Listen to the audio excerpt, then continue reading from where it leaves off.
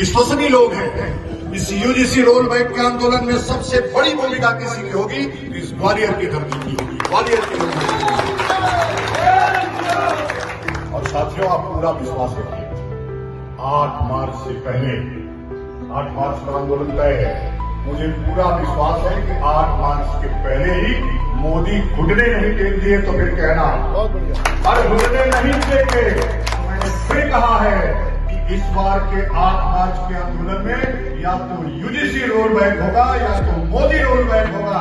इनके पासपोर्ट जब्त करो, कहीं ये नेपाल के लोगों की तरफ विदेश न भाग जाए, इसलिए कि अब पानी सर से ऊपर हो गया है।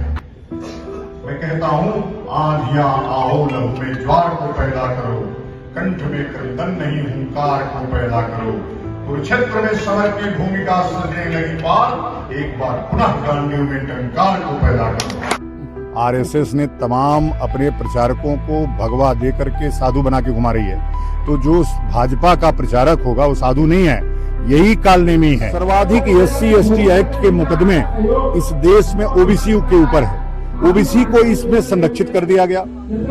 आप कल्पना करिए कि यदि हम किसी जाति के खिलाफ नहीं, लेकिन यदि यादव किसी चमार को मारेगा, देखो वो स्वयं यौन शोषण का अपराधी है, जिसने यौन शोषण लगाया, उसके ऊपर 50 मुकदमे हैं, 50 से ज्यादा मुकदमे हैं।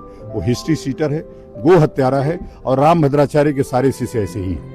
उनका अपना आने वाला समय इसी यहाँ की धरती पर, ग्वालियर की धरती पर, जब वही दलित समाज इनको दौड़ा दौड़ा मारेगा, तब हम बताएंगे। तो ये आनंद शौरी पीठाधीश्वर आनंद शौरी जी हैं, और ये ग्वालियर में एक क्रांति का बिगुल फूंकने आए हैं। यूजीसी ने एक बड़ी घोषणा की है, यूजीसी बिल के विरोध में एक आंदोलन करने जा रहे हैं, क्या रूपरेखा? नहीं, पूरे देश से लगभग 15 लाख लोग दिल्ली के रामलीला मैदान में 8 मार्च को 12 बजे पहुंच रहे हैं, और ये संकल्प के साथ कि इस बार या तो यूजीसी रोल बैक होगी या तो मोदी रोल बैक होगा। और देखो, जब जब धनानंद इस देश में सक्रिय हुआ है, तब तब चाणक्य पैदा हुआ है।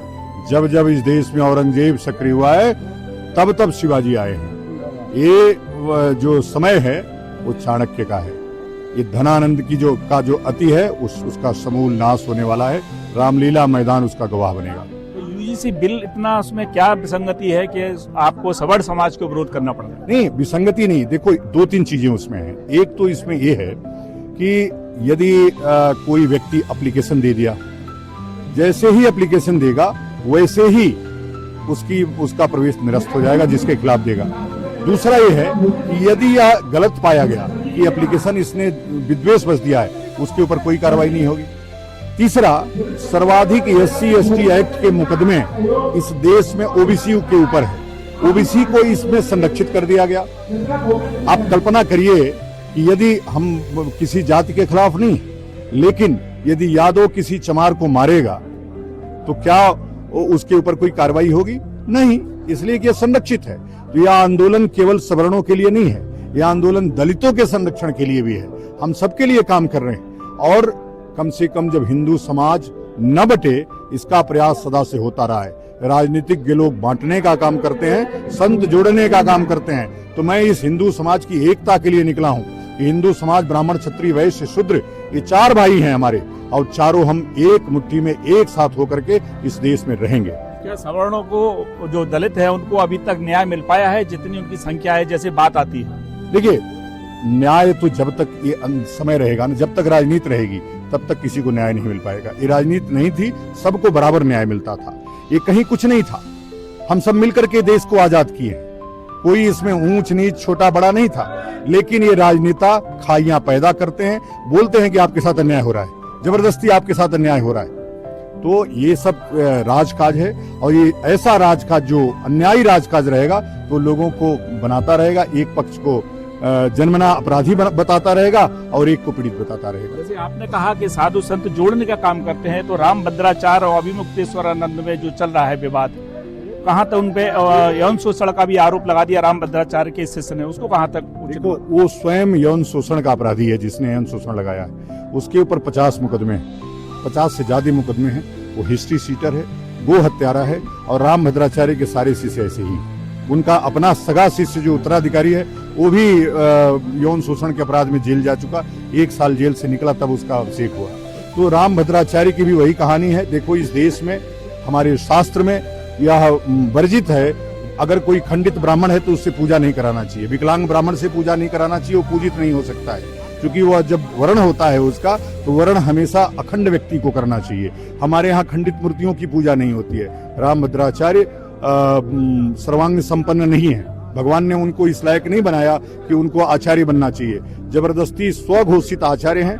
जब स्वघोषित भाजपाई कोई आचार्य होगा तो ऐसे ही षड्यंत्र रचता रहेगा दूसरों के खिलाफ। जैसे अभी धीरेन्द्र शास्त्री कहते हैं कि जिनके मांग में सिंदूर नहीं है, गले में वो नहीं है, वो किस प्रकार से? धीरेन्द्र शास्त्री अभी बच्चे हैं, अभी कच्चे भी हैं, उनको और सीखने की जरूरत है। धीरे धीरे मैच्योर हो रहे हैं, आने वाले समय में जब विवाह हो जाएगा तो पूर्ण मैच्योर हो जाएंगे, मुझे पूरा विश्वास है। तो अभी जैसे देखें कहीं ना कहीं साधु संतों की ओर से भी कुछ ऐसे बयान आ रहे हैं, उससे एक आस्था के जो पवित्र केंद्र थे साधु संत, उनमें कहीं आस्था थोड़ी डगमगा रही। नेताओं को साधु मत मानो तुम। आरएसएस ने तमाम अपने प्रचारकों को भगवा दे करके साधु बना के घुमा रही है, तो जो भाजपा का प्रचारक होगा वो साधु नहीं है, यही कालनेमी है।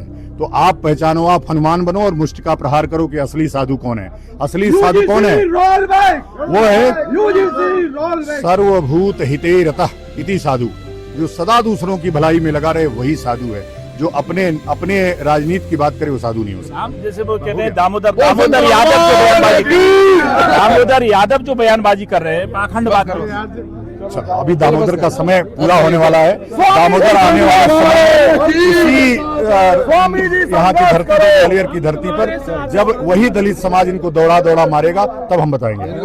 ये आनंद शौरी पीठाधीश्वर आनंद शौरी जी हैं और ये ग्वालियर में एक क्रांति का बिगुल फूंकने आए हैं। यूजीसी बिल के विरोध में एक दिल्ली में बड़ा आयोजन होने जा रहा है, उसकी पूरी तैयारियां हैं और सवर्ण समाज संघ ने यहाँ एक बड़ा आयोजन ग्वालियर में किया है और देखना है कि उसमें कितने बड़े स्तर पर लोग जुड़ते हैं। और उनका साफ कहना है कि या तो मोदी रोल बैक होंगे या यूजीसी रोल बैक किया जाएगा।